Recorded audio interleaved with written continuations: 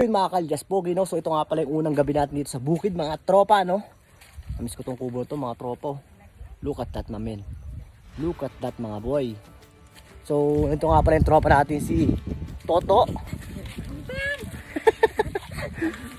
So yun guys, no? Ito tayo unang araw natin dito sa bukid. Siyempre kinabukasan trabaho lang naman tayo. Ito nga pala si tropang Toto nagbabalik. Si Toto Balakol. At ito nga pala si Lola Betong aka Bito-bito. Ay, bito ka guys.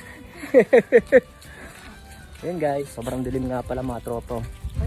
Ito dito man, maliwanag. Guys, napakadaling best, hindi nyo makita yung lola ko guys. Akala nyo manananggal. No?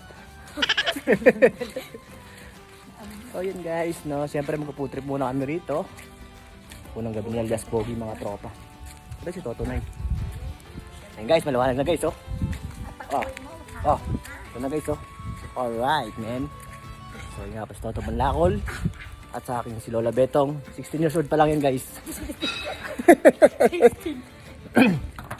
Bondat, mas binabondat. Baka para kamang Toto.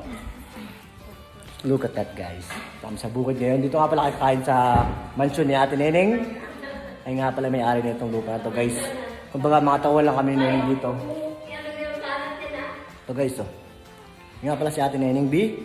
So unang gabi ni Alias Pogi ito mga tropa no. Yung nga pala yung may-ari dito si Doña Betty. May-ari ng mga 10 hektarya na lupain sa Zambales.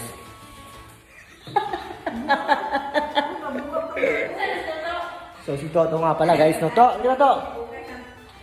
Ano bukas pa ng pagay si Toto. So namiss namin dito sa bukid. Sobrang namiss ni Alias Pogi ito mga tropa. Yung nga pala si Toto guys. So shoutout sa mga classmate mo to. Shoutout sa mga classmate ko dyan. Sana huwag niyo ako sumasaportahan at salamat sa pagsuporta niyo po ng mag-300 followers namin. Yun! Follow nyo nga pala guys yung Facebook page ni Toto no. Saka nag-aaral pala to? Yes, mag po. Yes mag guys. Sino ano mo? Advisor mo sa school? Dati po si Ma'am Silvia, ngayon si Ako nagod ka to. Yung mga teacher mo. Nandito kayo. Si Ma'am Joan. Yun, Ma'am Joan nga pala guys. Shoutout mo yung teacher mo to. Shoutout po kay teacher ko, si Ma'am Joan. Salamat sa pagsuporta mo sa amin. Yun! Napakamayahin talaga ng tropa natin si Toto guys no. Ito nga pala may-ari ng 10 hektarya sa Zambales. Doña Betty. Sino ka ba?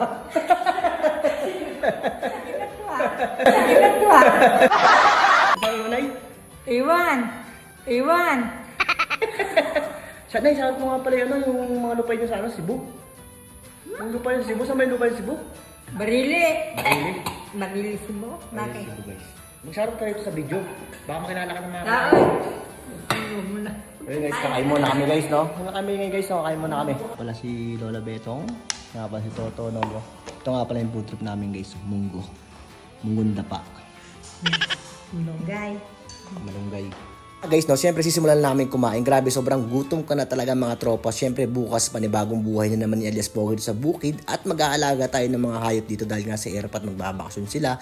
At siyempre kasama ko kumain dito si Ate Neneng B at si Lola Betong at si Toto Balakol mga tropa. Sobrang sarap kasing kumain guys pag sabay-sabay tas tamang kwentuhan kayo. Tas yung pagkain niya sobrang sarap pamunggo mga tropa. Alam naman si Alias Pogi talaga nga mahilig talaga ako sa gulay. Ano ba yan mga boy? Okay na to. Alias Pogi no, tapos na tayo mag-food trip. Grabe, sobrang busog na busog ako. Ang sarap ng munggo.